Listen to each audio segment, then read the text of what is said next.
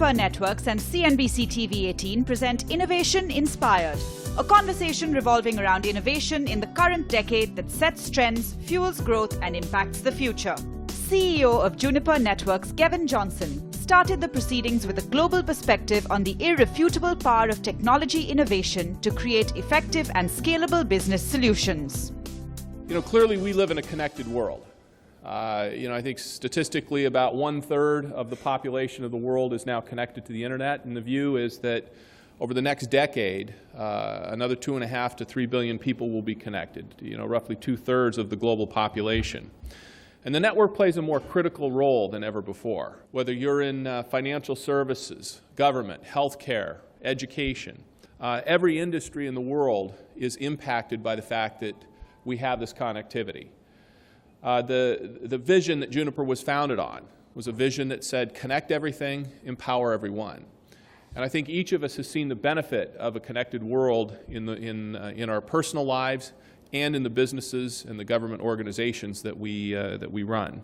It was a little over 10 years ago that we started our India Engineering Center here in Bangalore, and we hired 13 very talented engineers here in India. 10 of those 13 engineers are still with us today, and they have grown our India Engineering Center today to represent roughly 40% of our total R&D capacity at Juniper. So India has been a very important market for us, and it is a very important R&D center for us as well. Next up, CNBC TV18 Senthil Chengalvarayan led a discussion on innovation as a catalyst for social change. Hello, welcome to the very, very special show, Innovation Inspired.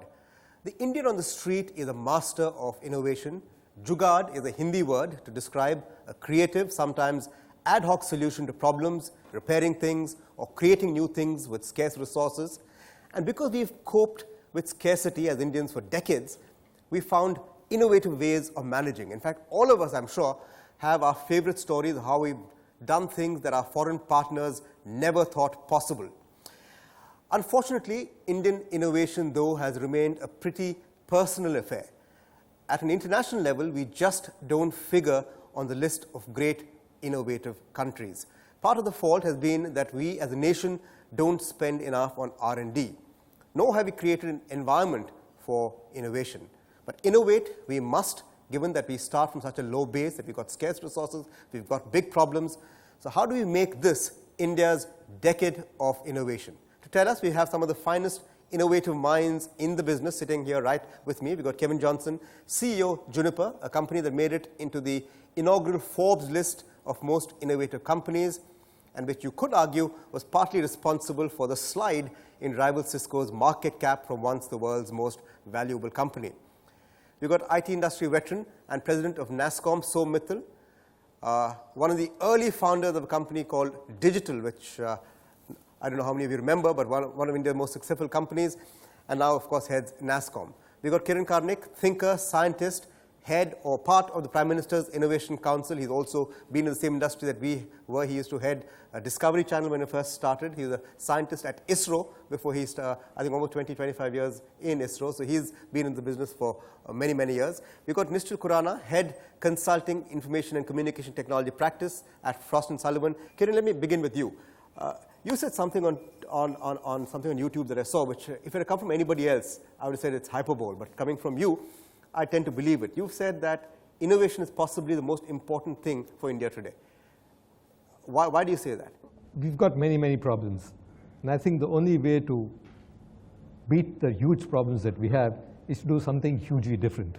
You've got a big problem, you've got to tackle it with something that's as powerful as difficult the problem is. That's what you've got to match. And I think the only way you can do that, to leapfrog, to not go through a sequential process, is to innovate and do something different. Okay. And I think that's the special genius and talent that we have.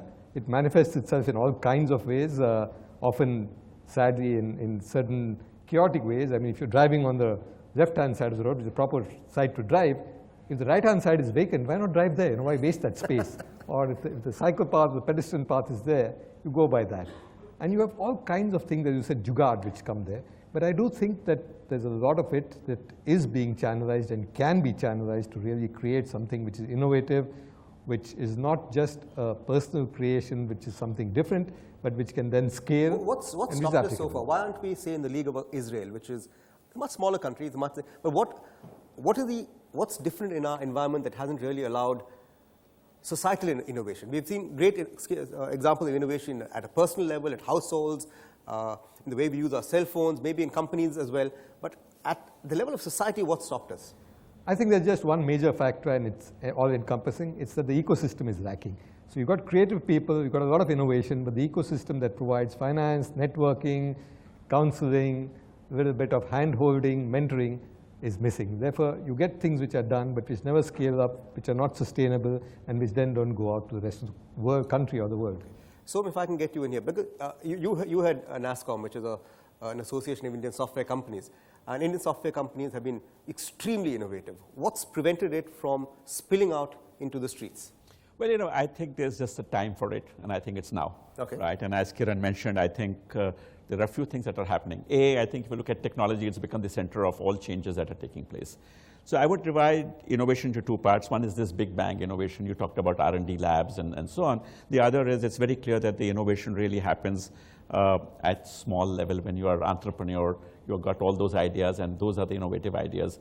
Right? Juniper started with some big bang innovation, but then I think over time, right, there's been a lot of acquisitions of technologies that happened through other smaller people who were coming out with bright technologies. I would think there was a time, and I think that's changing very rapidly, where India was risk averse. Innovation means you're taking chances, you're taking risk, you're putting your capital, and I think now people have realized that failure is okay, right? And as Kiran said, ecosystem was lacking, but it's now gradually building up. And we're quite amazed to see just in the last, since 2009, and that's not too much time passed by, we have almost 2,000 new startups that have come up. We have to be providing them an environment.